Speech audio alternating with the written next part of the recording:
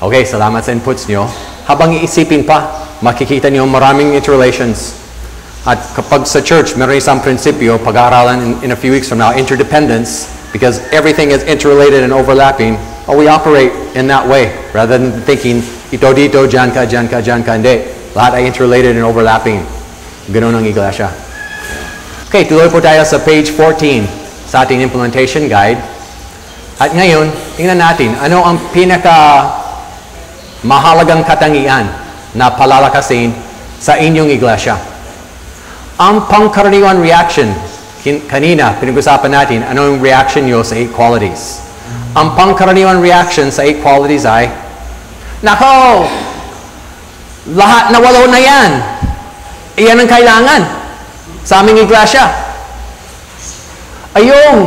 Yung wala na yun, lahat kailangan, saan ako magsisimula? At nagiging overwhelming sa ibang churches. Mabuti na lang, pwede tayong gumawa ng NCD analysis para linawin ano yung priority para sa iyong iglesia. Yan ang pag-aaralan natin dito sa page 14. So para malaman yung priority, ang gagawin ay number 1 is identify your church's strengths and weaknesses. Para mag-identify ng inyong strengths and weaknesses, pwede kayong gumawa ng church analysis. Pwede kayong magkaroon ng tawag natin na church profile tungkol sa inyong iglesia. Ang inyong mga miyembro ay sasagot sa isang questionnaire. Isasubmit yung questionnaire, ibabalik sa inyo ang profile ng inyong iglesia, kagaya ng picture dito sa page 14, Community of Praise, Imus. Diyan makikita nyo yung bawat isa sa 8 katangian. At magkakaroon kayo ng score between 0 and 100 sa bawat katangian. Kung ang score nyo ay 50, ibig sabihin, ang church nyo ay eksaktong average.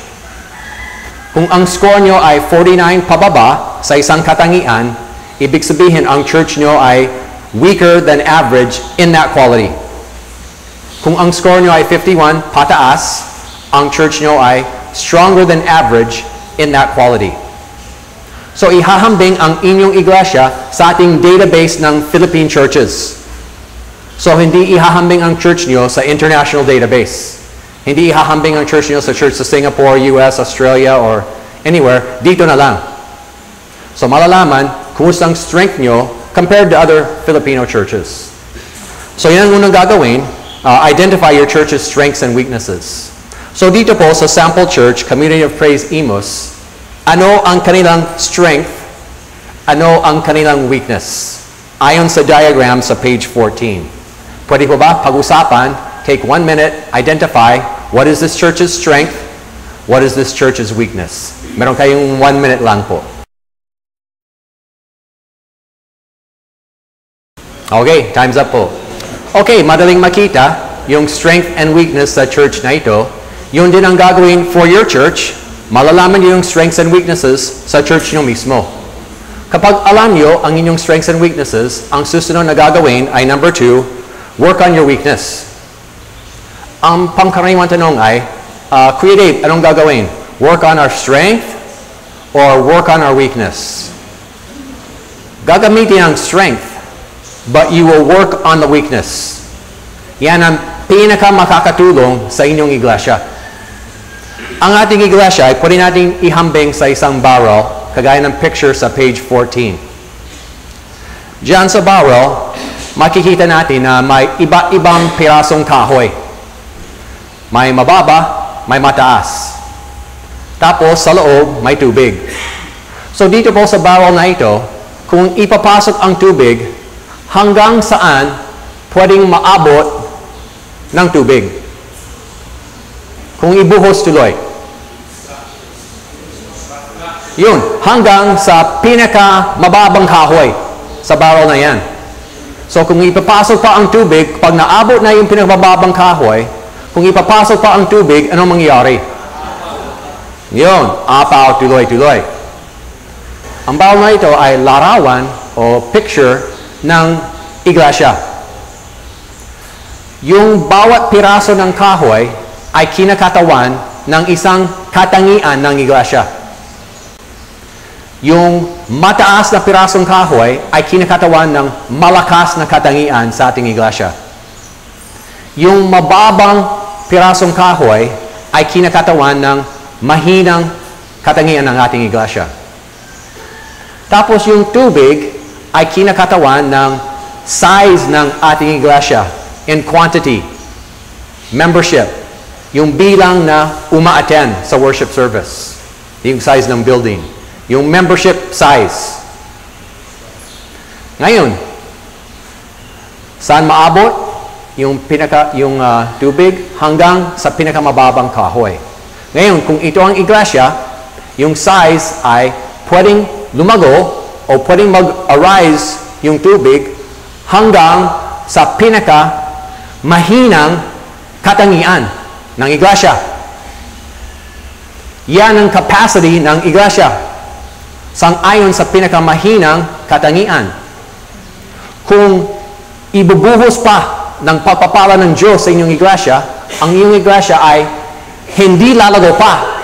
Yung tubig ay hindi dagdagan pa hanggang itataas yung pinakamababang kahoy o hanggang palalakasin yung pinakamahinang katangian. At yung mga katangian ay pwedeng palakasin. Pwedeng itaas. So, hindi tayo naka-stagnant kung anong ating score sa ating iglesia. Hindi ibig sabihin sa habang buhay nandyan. Pwedeng baguhin, sadyain, palakasin. At nakita ko na sa maraming iglesia, sinadya, pinalakasan at tumaas ang scores nila. So, tumaas yung piraso ng kahoy. Kapag itataas yung quality o itataas yung kahoy sa barrel, yung church ay pwede na lumago. Hindi lang pwede. Kusang lalago. Basta itataas yung quality. Yan ang kailangan natin sadyain. Kung hindi natin itataas yung pinakamahinang katangian, kahit anong gagawin, kahit anong sikap, anong programa, di lalago ang iglesia.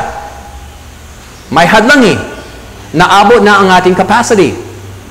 Pero pwede natin palawakin ang ating capacity kapag palalakasin yung mahinang katangian. So alamin, ano yung weakness of the church? Palalakasin. Tapos, ang gagawin din, number 3, is use strengths to work on your weakness. Bawat church, meron strength. Ang karamihan ng church, hindi nila alam kung anong strength nila at hindi nila minamaximize. Pero kapag ima-maximize natin yung strength, lalong-lalo upang palakasin yung weakness, makakatulong ng malaki. Yun. So halimbawa, sa church na ito, sa Imus, paano magagamit nila ang kanilang strength, comprehensive small groups, upang palakasin ang kanilang weakness, gift-based ministry. Pwede po ba pag-usapan sa grupo niyo? Meron kayong 3 minutes para pag-usapan, walang reporting sa whole group. So, pahirap ng pahirap ang ating talakayan ngayon. How can this church use their strength to work on their weakness? Sige po.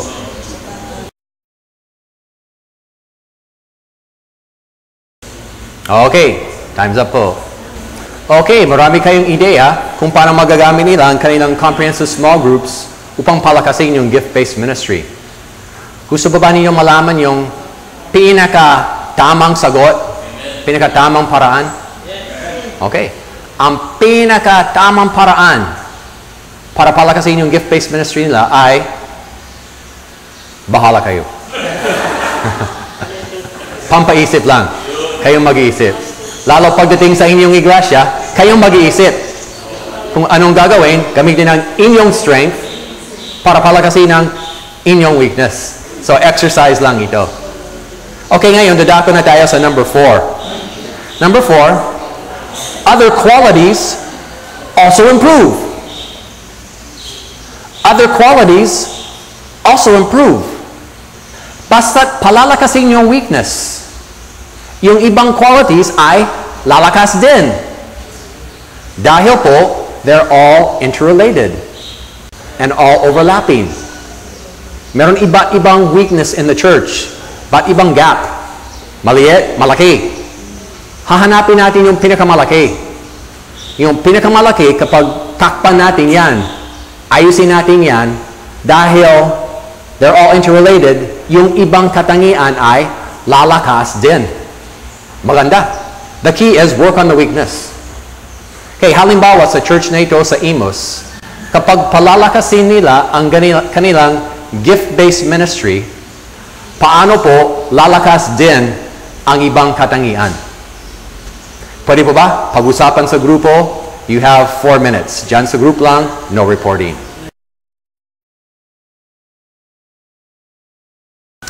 Okay, magandang mga ideya nyo. Basta palalakasin yung gift-based ministry, other qualities also improve. Halimbawa, yung enabling leadership. Kapag ang mga miyembro, ginagamit nila ang kanilang spiritual gifts, madaling ma-enable. Kasi yung gifts ginagamit na. So yung training ay lalong magaling. So enabling leadership, lalakas din. O yung passionate spirituality. Kapag gumagamit ang miyembro ng kanyang gift, lalakas ang kanyang personal spiritual passion. Dahil ginagamit siya ng Diyos. Kapag ganoon ang lahat ng miyembro, lalakas ang passionate spirituality. Tapos hindi lang masaya siya sa kanyang sarili, yung bunga ng kanyang spiritual gift, magme-minister din sa iba pa, at sila rin ay lalakas sa kanilang spiritual passion. Kaya doble, lalakas yung spiritual passion. Tapos yung effective structures. Pag ginagamit yung spiritual gifts, ang tamang tao ay sa tamang pwesto. Kaya yung structures ay check, more effective. So, lalakas din yung effective structures. Ganun sa lahat. Because they're all interrelated. Palakasin yung weakness, and the other qualities also improve. Nakita ko na po sa maraming iglesia, pinalakasan nila ang kanilang weakness, and all the rest, lumakas din. Not always, pero malimit. So number 4, other qualities also improve. Tapos, number 5, working on strengths may not help the church to grow. Working on the strengths may not help the church to grow. Diyan sa bawal, halimbawa, dito sa baro, yung mataas na kahoy ay worship. Kung itataas pa yung kahoy sa page 14 na worship, pwede magdagdag ng tubig sa baro? Hindi eh. Ganon din po sa church. Sa halimbawa, may isang church, plateaued na, hindi na lumalago. Sabi ng pastor, di tayo lumalago. Kailangan mas maraming attend sa ating worship service. Palalakasin natin ang worship service. Actually, ang weakness niya, structure. Dito sa barrel. Sabi niya, palalakasin yung worship service. Hindi na overhead projector, LCD na ang gagawin. Hindi na electric fan, aircon na ang gagawin. Yung mga kanta, hindi na yung mga luma, hindi na yung mga Don Moen. Purong Hillsongs United na. So, palalakasin nila ang kanilang worship service. Pero, dahil walang structure para ma-assimilate yung dumarating sa worship service, hindi sila magtatagal. Hindi lalago ang church kung hindi palalakasin yung structure. Or halimbawa, yung weakness nila, page 14, ng isang strength ay evangelism. Weakness ay structure. Napansin ni pastor, hindi tayo lumalago. Sabi niya, kailangan mag-evangelize pa. Akala niya, yan ang kailangan. Di na napansin, structures ang kailangan. Sabi niya, humayo pa tayo. Hayo tayo after the worship service. Monday night, hayo pa. Hanggang every night of the week, hayo sila ng hayo. Maraming tatanggap sa Panginoon. Maraming darating sa church at hindi magtatagal dahil walang structure. Yun. So ang kailangan ng church na yan ay hindi palalakasin ng evangelism. Malakas na eh. Pwede ba meron church na malakas mag-evangelize na hindi lumalago? Marami po. Maraming masisipag sa evangelism. Maraming tumatanggap. Pero ang church, di lumalago. But kaya, there's another weakness that needs to be addressed. Sa church na ito, structure. Para, pag may bago, na-assimilate na. Dahil may structure na. Yun. So number 5, working on strengths. may not help the church to grow. Tapos, number 6, NCD clarifies our priorities. Sa pamamagitan ng isang ganitong survey, malalaman natin ng malinaw ano ang kailangan natin palakasin sa ating iglesia. Kaya hindi na bara-bara ang gagawin. Hindi na basa-basa ang gagawin. Hindi na susuntok sa buwan. Meron tayong malinaw na target. Sadyain natin ito at aasahan. Makakatulong ng malaki sa iglesia. So, ang kailangan po ay diagnosis muna bago gamutin. Diagnosis muna. Bago isaksak ang gamot o bago inumin ang gamot, ano ang sakit? Bago may programa sa church, anong pangailangan ng church? So, alamin muna natin yung pangailangan ng church, tapos, tamang gamot. Diagnosis muna, bago gamutin. Halimbawa, kung pumunta ka sa doktor, may sakit ka. Sabi ng doktor sa'yo, may sakit ka, may trangkaso. Ito ang gamot mo, Biogesic. Tapos magpaiwan ka sa doktor, napansin mo yung susunod na pasyente, pumasok. Sabi ng doktor sa kanya, may UTI ka. Ito ang gamot mo, Biogesic. Pasok ang susunod na pasyente. Sabi ng doktor, may arthritis ka. Ito ang gamot mo, Biogesic. Pasok ang susunod na pasyente. Meron siyang high blood. Sabi ng doktor, gamot mo ay Biogesic. Anong masasabi mo tungkol sa doktor na yan? Talagang mahilig sa Biogesic. So, hindi pwede bawat sakit paray-pareho ang gamot. Hindi pwede. Ibang sakit, iba-ibang akmang gamot. At ganoon din po sa iglesia, kailangan yung gamot o yung action ay akma o bagay sa kalagayan ng church. Kung anong kalagayan ng church, kailangan yung action na bagay sa ganoon. Hindi paray-pareho ang mga church. Kaya, hindi paray-pareho ang gagawin. Pwede mo bang sabihin, lahat ng mga church sa buong Quezon City, ito ang gagawin nyo. Iba-iba sila eh. Buong Pilipinas, ito ang programa nyo. Iba eh. Buong mundo, hindi eh. Iba-iba ang church, iba-iba ang approach.